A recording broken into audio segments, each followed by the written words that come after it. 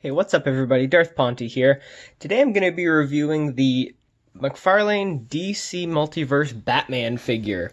This is the second of my three Mcfarlane DC figures that I got, and it's by far my best Batman figure. I have three currently, and I don't plan on getting any more after this guy, because he's everything I wanted to begin with. So my first Batman figure was the Mattel DC Multiverse Dick Grayson Batman, and I'll be honest, I was pretty disappointed with it. I thought he looked cool in the packaging, but out of the packaging I found, he didn't really deliver.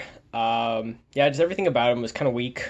And the other one I got was a AliExpress knockoff of the Christian Bale Batman figure.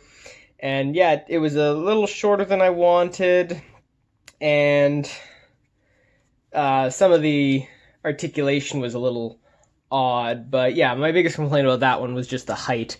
It was a knockoff of a SH Figuarts figure, and as good as they are, I don't collect them. Well, first of all, because of the price, and just because they're not quite 6-inch scale, and that is my go-to collecting size. And when they stand up next to the 6-inch figures, they just look short, and doesn't look great in posing pictures. So let's take a look at this guy.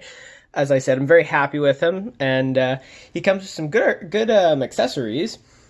Let's see, he comes with a beautiful Batarang here. Fits into his hand nicely. This is a kind of thicker Batman logo, kind of like the most recent Ben Affleck Batman, which we'll not blame this Batarang on Ben Affleck. Ben Affleck was terrible, and this Batarang had nothing to do with that. But yeah, it's good. It's a nice hard metal, or plastic, sorry, and it's nice. It fits into his hand really nicely. Fits into any other hand too. It's a nice Batarang. He also comes with a grapple gun, which is awesome. I think that turned out very well.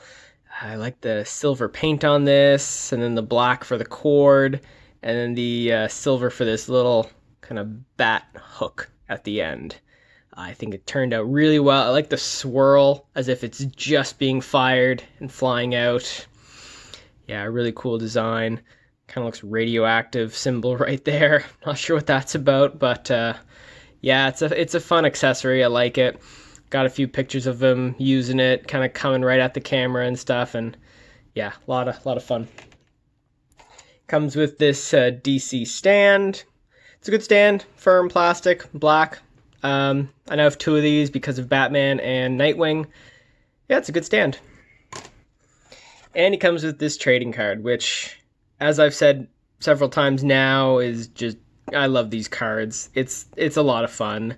This is for Batman Detective Comics 1000. It's got the Joker there and all the other villains tied up. Alfred and Nightwing in the back. Yeah, really like these cards. So yeah, let's take a look at the Batman. All right, so right off, he is a great looking figure. I love the design. I love the paint.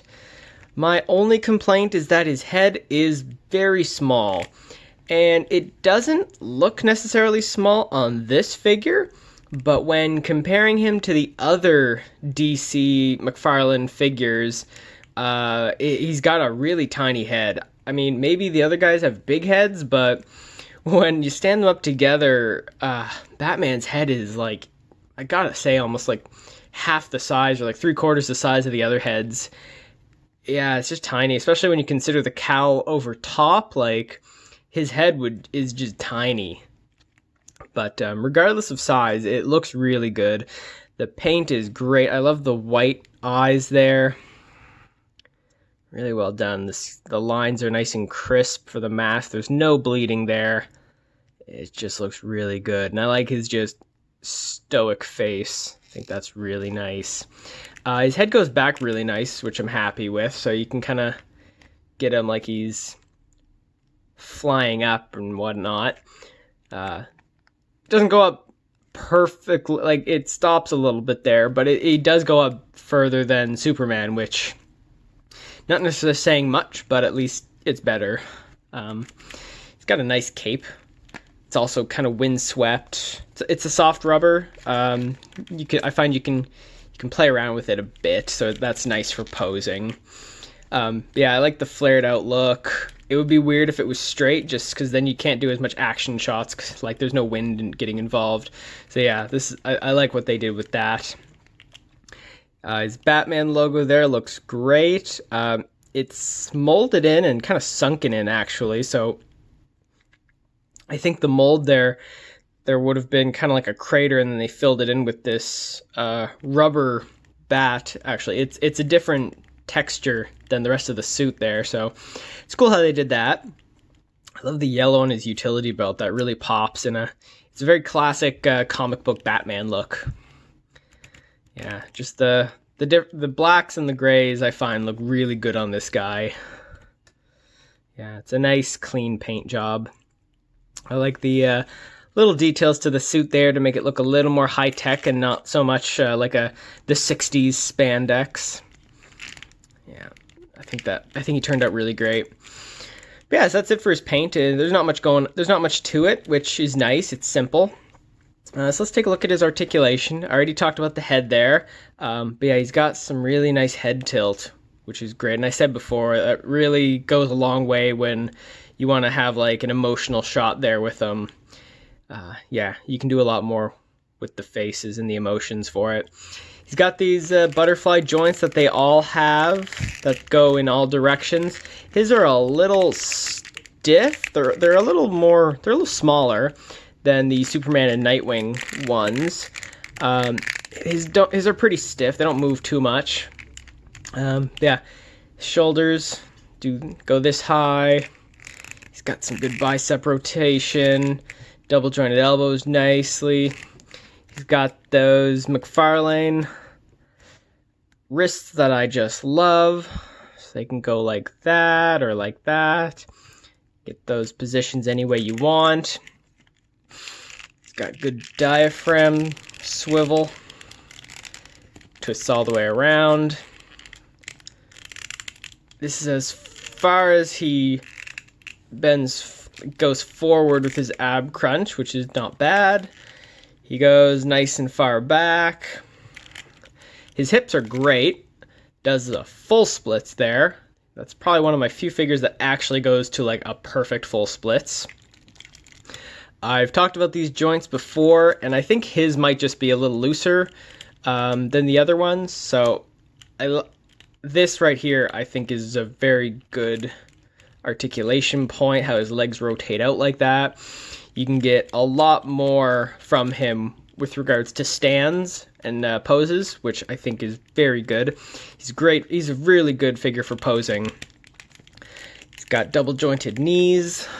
His knees don't actually go quite as far as some of the others. Like, there's a bit of a gap here. Like, I can fit my finger fully through there. Most of the other figures are able to kick themselves in the butt.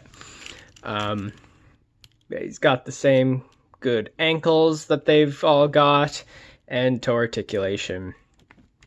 So that's it for his articulation. It's really good. I like it. I'm really happy with these figures. I don't, unless they come out with some other characters that I'm a big fan of, I don't see myself getting more of these. I might, though. I think I saw some promotional stuff saying that there would be a Flash or a Red Hood figure. So we'll see what comes out next. I don't have any intention of getting Wonder Woman or Harley Quinn or the Arrow. But that's just my preference. For a rating, I would give him a solid 9 out of 10. The only thing to make him better would just be a bigger head, I think. That's about it. For his price, these figures are a fantastic value. $25 Canadian, which for what you're getting with these guys cannot be beat. You can get that online as well, just because there's still so much supply in stores. So I don't see their prices going up for a while online, which is it's a good sign. They made a lot of these guys, so they're not hard to find, which is really good. So yeah, overall, I would say he's a good buy. So if you're looking for a new Batman figure, I highly recommend you get this one. And that's all I got to say about him. So if you like this video, please like and subscribe and comment if there's any other figures you'd like me to review. Thanks!